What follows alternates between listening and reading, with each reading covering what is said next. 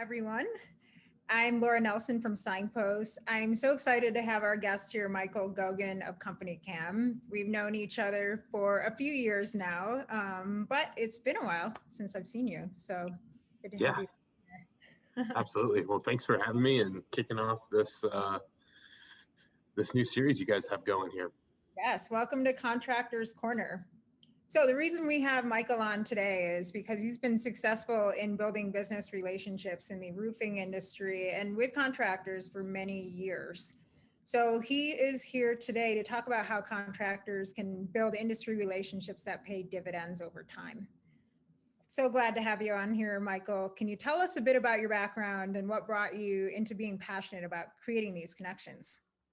That's kind of a loaded question because I would probably go way back to my days as like a middle school kid out in the, just living it in the summer, no worries. And I grew up on a golf course, and the first business relationship I ever built was I was able to see that, oh, the golf course is busy today. That would probably mean a lot of people have lost golf balls today. So I would go out, that night or the next day, and I would look for golf balls, bring them back, I'd clean them up. And then I realized I had an abundance of golf balls. I would try to sell them on the course, and I'd build relationships, and I'd start to figure out, what brands certain guys would use, and always make sure I had some for them. But then I just got to where I had way more golf balls than I could sell myself, just, posting up on the course. And so I went over to the clubhouse and said, hey, I've got a whole bunch of used golf balls. I see you guys sell them. Maybe we can work out some sort of a deal here. And, from probably sixth grade all the way through until I started working for the golf course as my summer job, that's what I did. I would go down to the areas where they would lose balls. I would find them, clean them up, and trade golf balls for credit in the pro shop. So that was the first business relationship. Went off to college, continued to try and just make meaningful relationships with different people. Got my degree in education, so I was a teacher or in education for 7 years. Took a little detour into the entrepreneur world, doing donuts for 3 years. And then through a relationship I had built in high school, was fortunate enough to land with CompanyCam, and that's where I'm at today and doing business development. So building relationships all the time. Yeah, I think you really have a knack for it, and it is very ingrained in your personality. But I'm also aware that this requires a systematic approach, and there's a strategy behind it too that contractors can learn from to be successful. So that's what we'll talk about today. And I have a set of questions for you, but I would also invite people to use the chat in Zoom and make it interactive. Feel free, chat us there or on Facebook and interrupt us. Let us know what's on your mind or also what's worked for you guys. So I want to start here first about defining what this means, Michael. We've all heard the buzzwords about networking and socializing, but how does that translate into everyday life? What does a relationship in building in business really involve? Yeah, I mean, to me, I look at it just like any other relationship you're building, whether that's friendship, with your significant other, those kind of things, family. And I think the biggest thing is just being genuine in the conversation that you have with people. And so as far as business relationships go, I think you've got to enter them as looking to, build that as a friend and do things that are going to benefit that person. And I think as long as you enter any sort of, initial stage of that relationship with, what can I bring to this relationship? As long as the other person is entering that same way of what can I bring to the relationship, you're going to have the potential for a successful business relationship. And, I'm a big believer that you can't go into them saying, okay, what's in this for me right away? Really ever, honestly. I think those things just kind of naturally flesh themselves out. And oftentimes you'll find things that are valuable to you and your business in places where you would have never dreamt it just because you made a valuable relationship. Yeah, let's talk a little more about that value, right? Because we all want relationships that mean more than just transactions. So, how do you create those relationships that are not just based on transactions? Yeah, so I'll speak from the like if I were a contractor, and mind you, I'm not a contractor, but I'll speak from that angle on this question because I think about, if I were to have somebody come to my house, a contractor to do work, I'm one of two parties in that relationship. There's the contractor and myself as a homeowner. And I think, what makes that relationship successful, and it's making sure that the whole process is easy and convenient, and that I feel that there's a level of trust and transparency, and just making that like 5-star experience. I know that's something that you use a lot when you're doing presentations, Laura, is like talking about that 5-star experience. And so for me, I think as a contractor, you've got to start with your actual clients and build great relationships there. How can I make a great relationship with my client? Really roll out the red carpet for them.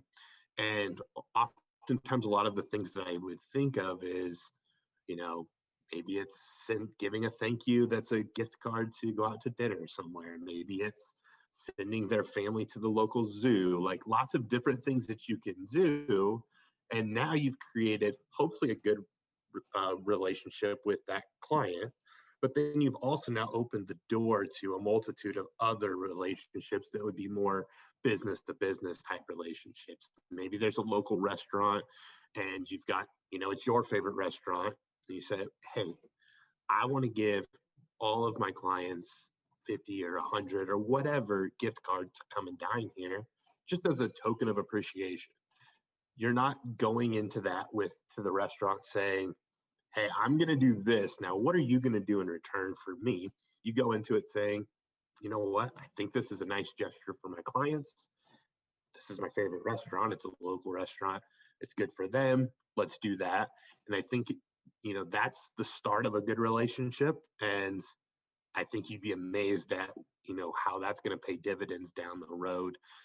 Maybe it's referrals you get from the client saying, oh my gosh, my roofing contractor sent me out to an amazing dinner at blah, blah, blah.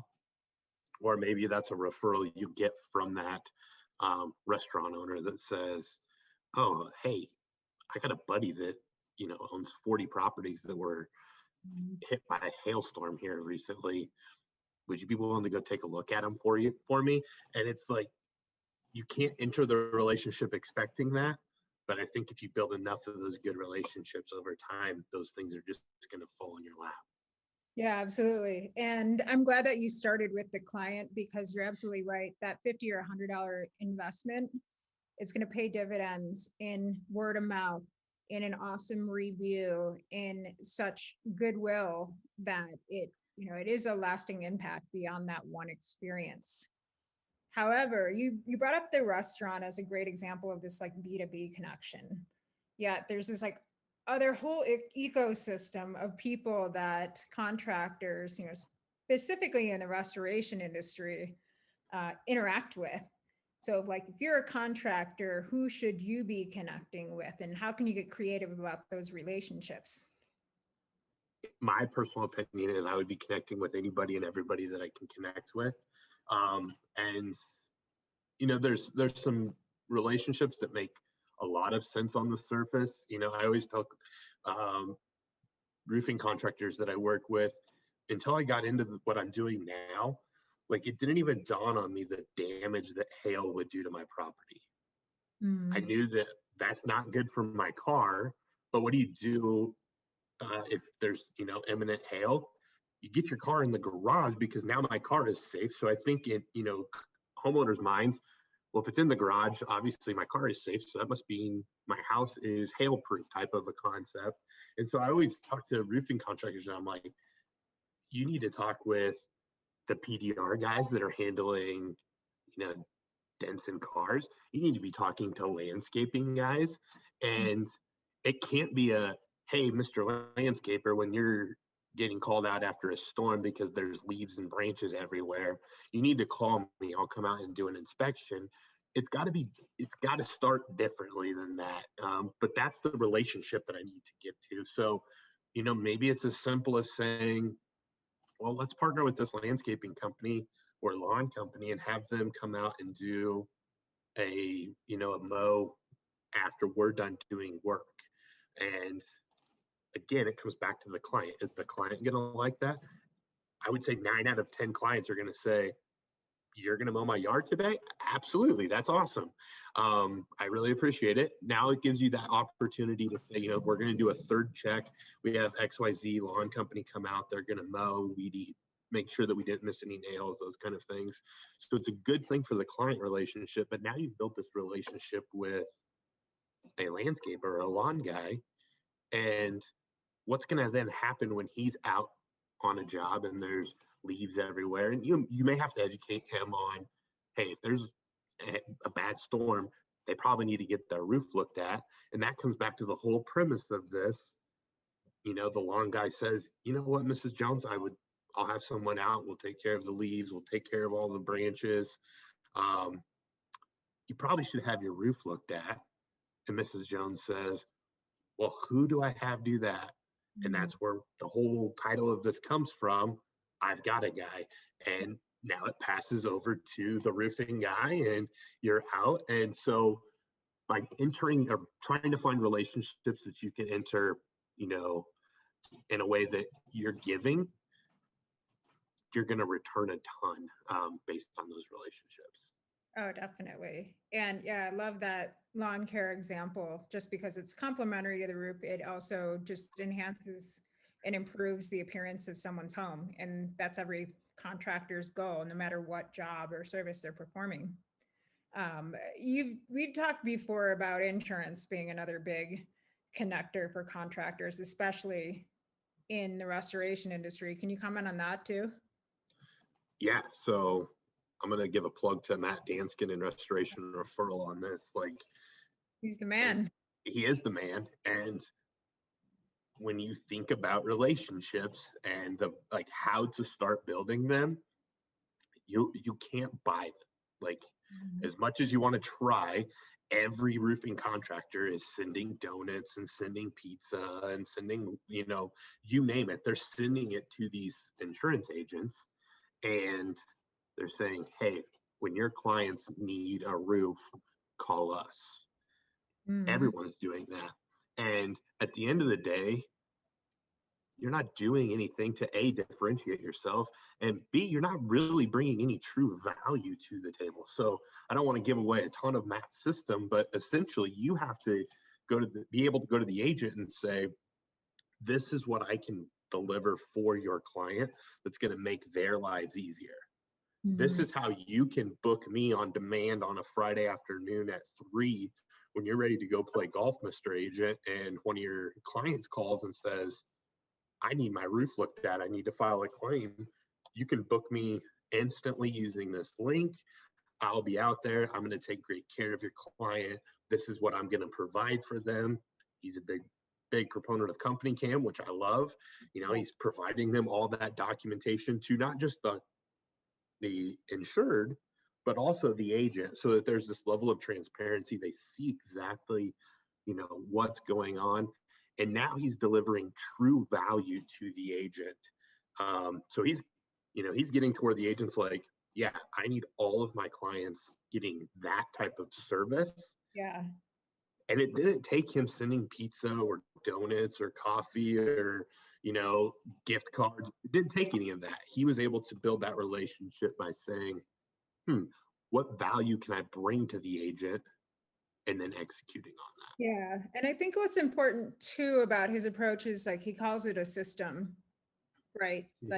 This actually does require a process and putting a system in place so that it can be replicated and that to ensure that it gets done too. Absolutely. Something to keep in mind for all of you is, if you've got a process behind it, if you got the system, if you have owners who are charged with executing on these tasks, they're more likely to happen successfully and over again. So I'm curious, like in your experience and what you've seen in with contractors, who do you need to look for in deciding if a person is worth investing in, and how do you create alignment there? Or is it kind of more trial by fire? Yeah, so it's, in my opinion, it's very much trial by fire. And like I said, I think as long as you go into it as, you know, I'm bringing value to somebody, Mhm. there's almost always a third party in that relationship, and so a lot of it is like maybe I'm just thinking of ways I can bring value to my client, and then that ends up looping in a third party that's a restaurant owner, maybe it's sending them to the local baseball team, and maybe I work with a ticket person there and make sure that we always have enough tickets. Maybe it's taking them or inviting them to our suite if we have, a suite at a game. I know Paul Reed, for instance, out in Denver, they've Yep. got a suite to the Broncos games, and they invite property owners and different people out to enjoy themselves and watch a game. And it's building a relationship. It's not a, hey, you just bought a rib from us, so you get to come to the game with us. It's, hey, you're a big property owner.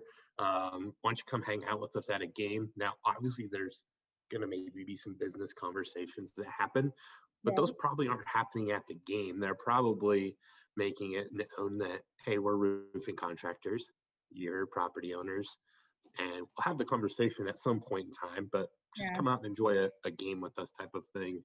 Um, It's also so about yeah, them as people, right? And building that trust. yeah. So I know. So I think it's, I think that you don't want to invest a ton into relationships that aren't mutually, there. But I think that it is very much trial by fire. See what's out there. I spoke with someone that I learned a lot of this from, and before I came on, and they said, I never, look at a relationship in business and say, okay, I'm going to strategize. How can I build a relationship with this person? It's, a lot of it, boils down to you build a relationship with them as a person, and the Mhm. business part of it just follows. Yeah, yeah. And that makes a lot of sense. After all, we're hiring and doing business with people, and obviously there are a lot of qualified providers out there who could get the job done, but you want it done with a level of trust and with people you actually do want to work with and potentially work with again. Mhm. So let's talk about the flip side though. When we know that not all relationships pan out, right? How do you avoid pitfalls when you're networking and building this group of people you trust, right? How do you avoid pitfalls that might affect your reputation? If it's something reputation wise, it's probably something where you're bringing your clients in, or that your Mhm. clients would know that you have some sort of relationship with these other businesses. So I think that at that point in time, you just have to pivot and be able to get out of those. So you've got to be at least ear to the ground, trying to make sure that you're entering relationships with people that have similar values to you, and that want to take care of clients in a similar fashion to you. But I think, honestly, at the end of the day, if you and people change obviously, but if you look at it and you say, I'm entering this relationship as, this is a good person, they have similar values to me, I think most of the time you're going to be in good shape, that relationship's going to be able to stay strong. um, and obviously, if they drop the ball where it's like, you refer your homeowner to a plumber or an HVAC guy or painting contractor, and they drop the ball, Mhm. you probably got to let them know, like, hey, I sent you this client of mine, like I expected you to take great care of them, and you didn't. Like, they weren't pleased with that, and have that conversation, because it may be a one-off thing where they say, you know what, we totally did drop the ball, that's our fault. So I would say, don't be too quick to fire that relationship, Yeah. but um, obviously you may have to move on from that relationship if you thought, this is a great person, they're going to take care of the person I'm referring them to, and it just doesn't happen, then back to the drawing board. And it's okay to not have, like, homeowner says, man, I really need somebody to take care of this for me. It's okay to say, I don't, if I can think of someone, I'll let you know. I don't really have anyone for that, but I think that if your mentality is, let me build as many good relationships as I can, when the homeowner asks for something, you can say, you know what, I've got someone for that. That would be just the person. And you just keep building these connections. So yeah, kind of a tough question. Like, It is. obviously you potentially could have to fire a relationship that you've built. But I think just if you built a good relationship, you can have that conversation with them before firing them and just kind of figure out, like, hey, things don't seem to be working for the people I'm sending you. What's going on? And, it might be a tough conversation, but then at least you can say, okay, I'm probably going to have to quit sending people that way. Or I think it was a one-off occasion. I'll continue to send people that way. Yeah, that's a tough call to make. Has that ever happened to you? A situation maybe where things didn't work out the way you planned with someone who was maybe even a great partner in the past, but maybe something changed, uh, or maybe you just weren't aligned in the first place with someone who you thought might be a good partner in this context. Yeah, absolutely. So, and it's really hard. And, when that's what we do as business development people, is try to build Yeah. relationships. And so, yeah, there's a lot of times where, I shouldn't say a lot of times, there have been times where the alignment maybe wasn't there from a value standpoint. Yeah. And so we've had to either distance ourselves from that partner or just completely remove that partner from what we're doing. Yeah. And a lot of it comes down to, what's best for our clients. Like, at the end of the day, it's not our job to tell our clients, like, hey, we don't agree with this person's values and how they conduct things.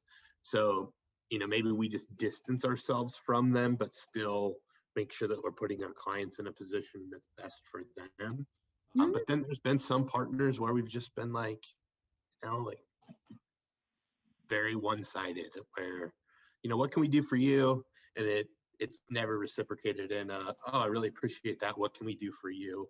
And obviously, in the world we're in, with all the stuff going on, it's never a one-to-one, Right.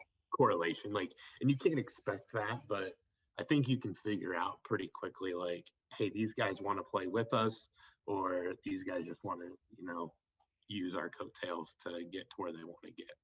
Yeah, I mean, that's the challenge too. It's just building this ecosystem of partners. Like, you aren't going to have the same needs at the same time, right? So it is dependent on this level of trust where, like, hey, I'm going to, I'll hook you up now. And, I know you have my back later at some point when you come across this opportunity where I may be able to help some clients' needs in the way that I'm best suited. And so, yeah, exactly. This one-to-one thing, you know, people have to get past it in order to build something or build a relationship that's mutually beneficial, that is more long-term too. Absolutely. And the guy that I kind of learned a lot of this from, where I used to joke with him when he would say, I mean, because his answer was always, I've got a guy for that. I've got a guy. And usually I would say, like, I'm sure you got a guy for this, and sure enough, they would have someone. And so when I was talking to them before doing this interview, I said, do you keep any sort of scorecard or anything like that? And he said, absolutely not. He goes, if what I'm doing is best for my business and my client, I'm going to continue to do that. And, maybe I get stuff in return, maybe I don't. But if I'm always making my decisions on, is this good for my business? Is this good for my client? Probably client first. Is this a good thing for my client? Yes. Is it a cost that my business can afford? Yes. Okay, I'm going to do that. I'm going to refer them. I'm going to do whatever. and I don't keep score. He's like, but you definitely get a lot in return. Yeah. Yeah, I was going to ask on that. Like, have you heard of any good systems for measuring the ROI on something like this, which is largely offline, largely relationship based, right? And to your point, um, largely based on goodwill, it may not be possible. Yeah, it's probably one of those things where I just think, if you step back and say, is this something I would do anyway? Mm-hmm. Like, would this make sense for my business if I get nothing in return? Yes. Then, okay, it's great for me to move forward with this. And if I build meaningful relationships in doing that, I've got to assume that they're going to pay dividends over time, if Yeah. that makes sense. Like, the example I would give with this is this guy owns a lot of things, but he owns a paper shredding company. Uh-huh. And one of their big things that they do is they've partnered with some local banks in different places, and they'll have what they call shred days. So those days are coming with a tax season approaching, Yeah. and it's an open day for people in the community to bring their paper and their personal documents and have them shredded for free, no cost. Hmm. And obviously there's a cost to having their equipment there. There's a cost, like they do it all on site in trucks. There's a cost having their employees there. They're not charging the local banks and other institutions. And so there's definitely a cost in doing that. And it's probably an ROI that you can't measure, but there's brand awareness that comes out of it. Absolutely. They shred for those banks, and so like the banks are one of their good clients, and so it's just kind of one of those things where, hey, this is what we want to do for you because you're my clients, and any return that comes from this is a great return for us. Mm-hmm. Yeah, no, I agree. And that's such a specific example.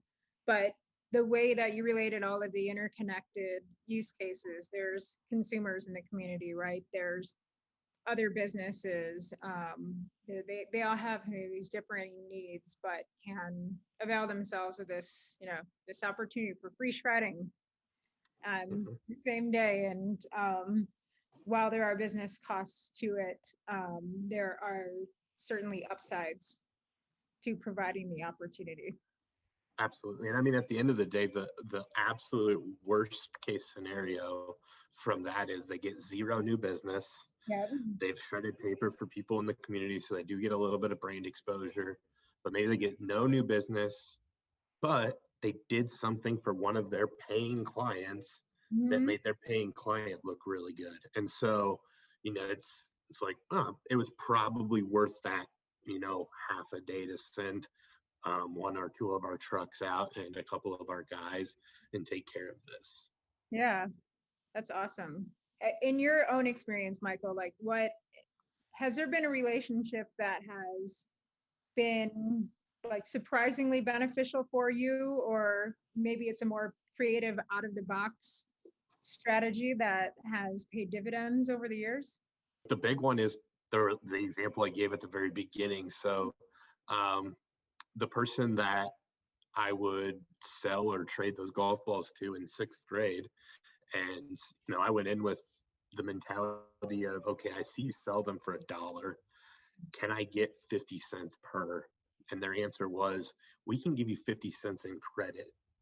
So makes a lot of sense for them because they've got a markup on everything that I would be trading for. So, now they're paying well under 50 cents per, or we can give you 33 cents per in cash. And so the person that I negotiated that deal with as, I don't know how old you are in sixth grade, 11, 12, 13 years old, is Yeah. the same person that I went down the path of the donuts with. It's kind of been that like business mentor for me to like just learn from. And he's the guy that always has a guy. And, that would be the relationship where I entered it saying, hey, I have an abundance of this. Yeah. And obviously I went in with the concept of, is there benefit for me on this? But I basically said like, hey, I don't know where you're sourcing these used golf balls from, but I see that you sell them Yeah. and I have them and I have a lot of them. What can we do to, help each other out here? And that was the first, so I negotiated that deal. And so that was a relationship that I entered that has paid far more dividends than the set of golf clubs I got from it, and the little bit of cash that I made. It's been one that's taught me lifelong lessons. And I think that you're just going to find those relationships if you enter them in a genuine fashion.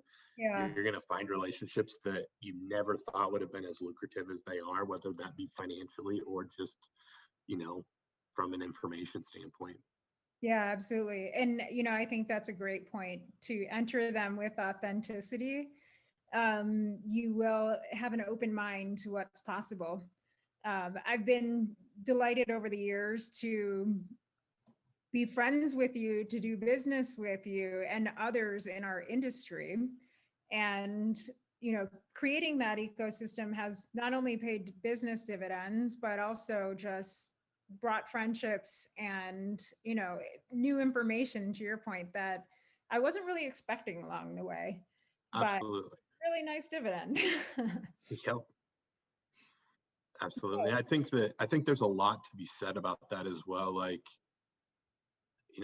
you might do business or, have a partnership with somebody in the short term that you don't really like. But I think that true, friend connection, and that, Troy Clymer would be kind of the epitome of that, is the guy just builds genuine relationships, and they pay off in the short term, but they continue to pay off in the long term, because it's here I am. I want to continue to do things with Troy. He's a great guy. So. Yeah, and even companies like mine, we're not exactly complementary, but figure out ways to work together. And I'll give a plug for the Catalyst Group. If anyone's watching and not a member yet, check out the Catalyst Group. It is a group of vendor members that are vetted and really focused on doing what's right for contractors, providing the right solutions, relationships, and expertise to propel your business forward.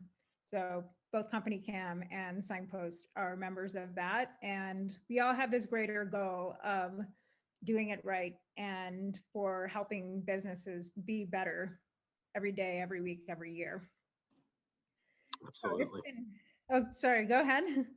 I was just going to say, absolutely. I love the Catalyst Group's great. It's just kind of it epitomizes this whole conversation of building relationships, but doing them with the right thought in mind.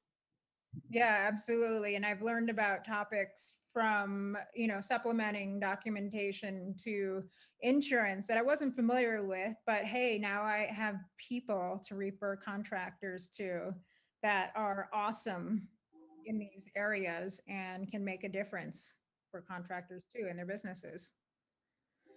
So this has been an awesome discussion. We hope that contractors can easily put some of these steps into motion to start building valuable relationships. So thank you so much, Michael, for coming in today and providing your insight. We'll host this episode on Signpost YouTube channel, where you can find more content to grow your business.